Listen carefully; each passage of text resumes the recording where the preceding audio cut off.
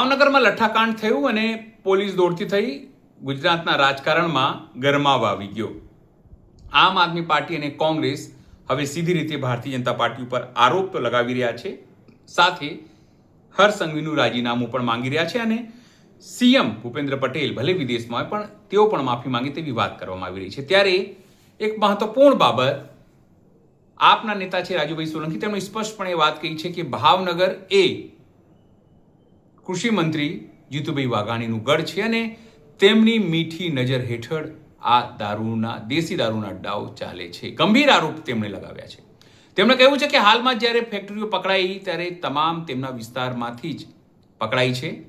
તેમના રહેમ નજર વગર આ ધંધો શક્ય જ નથી. નમસ્કાર, હું છું ચિંતામણી પુત્ર અનિલ પટેલ. સ્વાગત છે આપનું અમારા કાર્યક્રમમાં. આવો સાંભળીએ રાજુભાઈ સોલંકી સીધી રીતે જીતુભાઈ વાઘાણીને કેવી રીતે ઘેરી રહ્યા છે.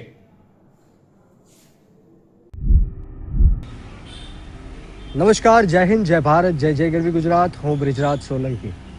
મિત્રો, આજે ગુજરાતમાં બ્રેકિંગ ન્યૂઝ ચાલી રહ્યા છે કે નેક નામદાર પ્રજાવત્સલ્ય રાજવી મહારાજા સાહેબ શ્રી કૃષ્ણકુમાર સિંહજીના ભાવનગરમાં, આ સંસ્કારી નગરમાં એક લઠ્ઠાકાંડ થયો અને આ લઠ્ઠાકાંડના કારણે દેશી દારૂ, કેમિકલ યુક્ત દારૂ, ઝેરી દારૂ પીને 10 કરતાં પણ વધારે લોકો મોતને ઘાટ ઉતર્યા છે.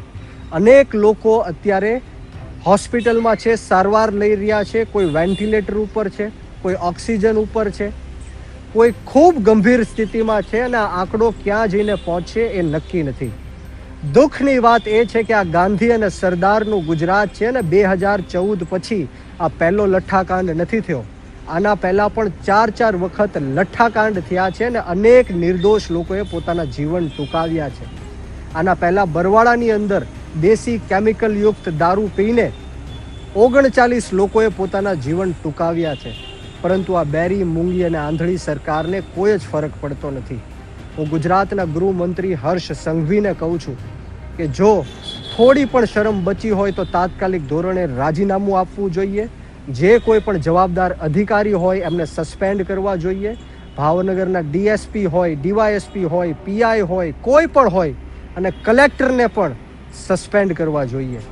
તાત્કાલિક ધોરણે જેટલા પણ આરોપીઓ હોય એને પકડીને જેલ હવાલે કરવા જોઈએ અને આવનારા દિવસોમાં લઠ્ઠાકાંડ ન બને, દેશી કેમિકલ યુક્ત દારૂ ન વેચાય, કોઈ પણ જાતનો દારૂ ન વેચાય, ડ્રગ્સ ન વેચાય, એ સંપૂર્ણ જવાબદારી હર્ષ સંઘવીની હોવી જોઈએ. પરંતુ હર્ષ સંઘવી પોતાની ફરજ અદા નથી કરી શક્યા, પ્રમાણિક નથી રહી શક્યા, નિષ્ઠાવાન નથી રહી શક્યા. એટલા માટે આવનારા દિવસોમાં અમે ગુજરાતના યુવાનો, ગુજરાતની યુવતીઓ, ગુજરાતના વિદ્યાર્થીઓ અને તમામ લોકો હર્ષ સંઘવીનું રાજીનામું માંગવા માટે રાજ્યવ્યાપી એક આંદોલન ઊભું કરવાના છીએ અને તાત્કાલિક ધોરણે હર્ષ સંઘવીએ રાજીનામું આપવું પડશે.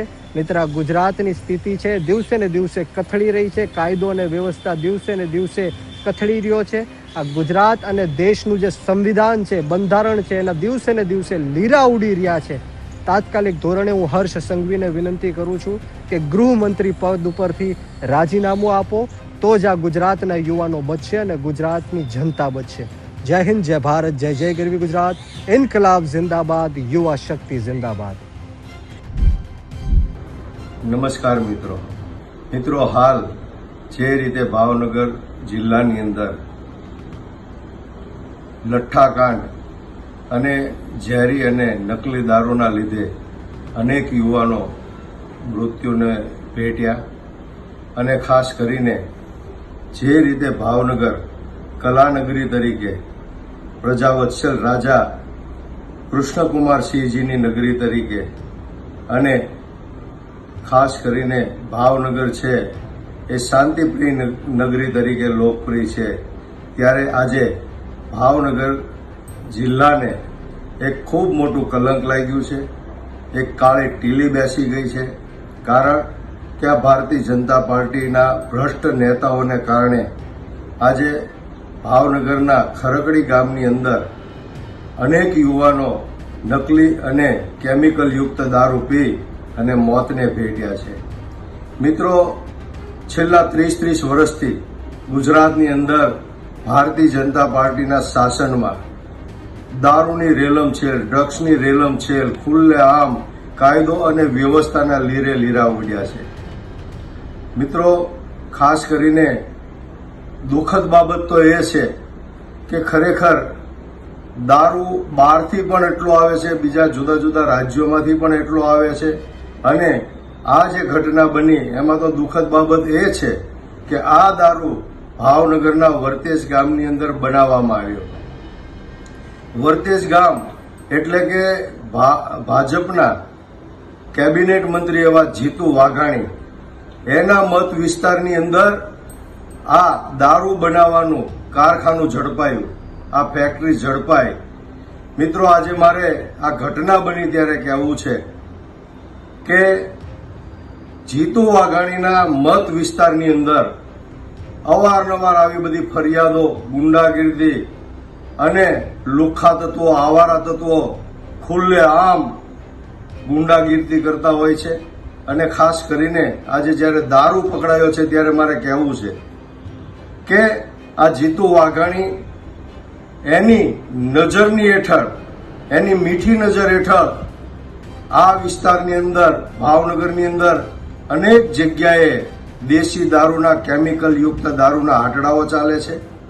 અને ખાસ કરીને ગરીબ, પછાત અને જે મજૂરી કરતા પરિવારો છે એના જુવાન જોત યુવાનો આ દારૂ પી અને કીડા મકોડાની જેમ મૃત્યુ પામે છે. મિત્રો, એટલું જ નહીં, પરંતુ આ યુવાનોના મૃત્યુ પાછળ નાની નાની ઉંમરમાં બેન દીકરીઓ વિધવા બને છે. એના નાના નાના ફૂલ જેવા કોમળ બાળકો, જેની ઉંમર ભણવા અને રમવાની ઉંમર હોય એવી ઉંમરે આ બાળકો પિતાની છત્રછાયા આ ભાજપના નેતાઓના પાપને કારણે ગુમાવી રહ્યા છે. મિત્રો, ખૂબ જ દુઃખદ અને શરમજનક બાબત છે. કારણ કે આ લોકોને માત્ર ને માત્ર પોતાના ઘર ભરવા માટે, અય્યાસી ભોગવવા માટે, વૈભવી જીવન જીવવા માટે આવા હપ્તાખોરી ચાલુ છે. અને ખાસ કરીને ભાવનગર જિલ્લાની હું વાત કરું, ગુજરાતની વાત કરું તો 80% પોલીસ અધિકારીઓ, પોલીસનો સ્ટાફ આ દારૂના બુટલેગરો, દારૂના ધંધાર્થીઓ સાથે સંકળાયેલા છે. એના સાથે સાંઠગાંઠ છે. અને ભાવનગરની સમગ્ર ગુજરાતમાં તમને દારૂ ન, તમને દૂધ ન મળે, તમને પાણી સમયસર ન મળે, પરંતુ તમારે જ્યારે જોવે ત્યારે એક ફોન કરો એટલે તમને હોમ ડિલિવરી દારૂની મળી જાય એવી પરિસ્થિતિનું નિર્માણ આ ગુજરાતની અંદર છે. બીજી વાત, ખાસ કરીને દુઃખ સાથે મારે એ કહેવું પડે છે કે આ ભાજપના તમામ નેતાઓ, મોટા ભાગના નેતાઓ ગુજરાતની અંદર ચૂંટણી ટાળે, ચૂંટણી જીતવા માટે દરેક વિધાનસભાની અંદર ટ્રક મોટે, આઈસર મોટે, મોટી મોટી ગાડીઓ મોટે દારૂ ઉતારી અને ગરીબ માણસો અને પછાત વર્ગના લોકોને, યુવાનોને દારૂ પીવડાવી અને એનો ઉપયોગ ચૂંટણીમાં કરે છે, મત મેળવવામાં કરે છે. આ એક શરમજનક બાબત છે, દુઃખદ બાબત છે. ચર્ચા તો એવી થાય છે કે આ દારૂના હપ્તા તમામ જિલ્લાની અંદર પોલીસ અધિકારીઓ, એસપી હોય કે આઈજી હોય, આ લોકોને સીધી સૂચના કમલમ ગાંધીનગરથી મળી છે કે તમારે તમારા જિલ્લામાંથી દારૂના હપ્તા ઉઘરાવી અને કમલમ પોગાડવાના છે. મિત્રો, આજે દરેક શહેરની અંદર મોટા મોટા આલિશાન કમલમ ઓફિસો, કાર્યાલયો ખુલ્લી ગયા છે. આ પૈસા ક્યાંથી આવ્યા?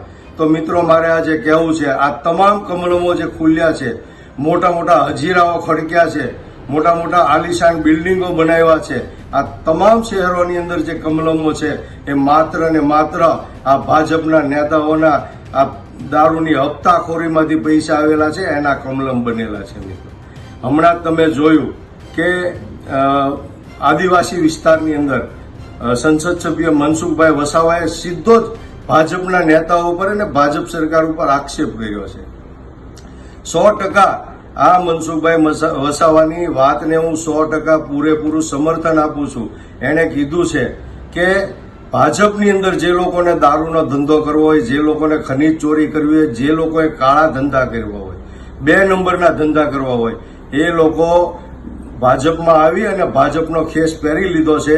એટલે એને ખુલ્લે આમ કોઈ પણ પ્રકારના ધંધા કરવાની, 2 નંબરના ધંધા કરવાની છૂટછાટ ભાજપમાં મળી જાય છે.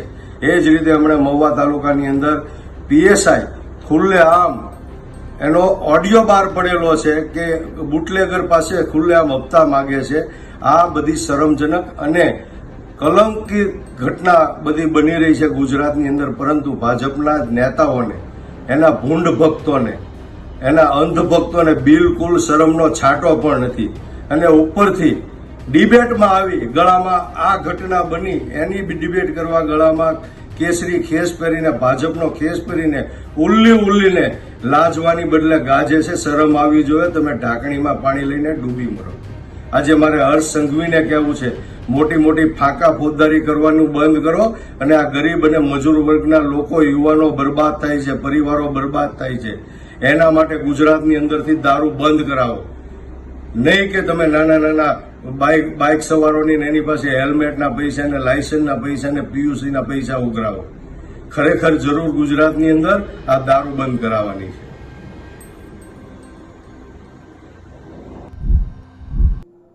જીતુભાઈ વાઘાણી પોતાના વિસ્તારના ધારાસભ્ય છે.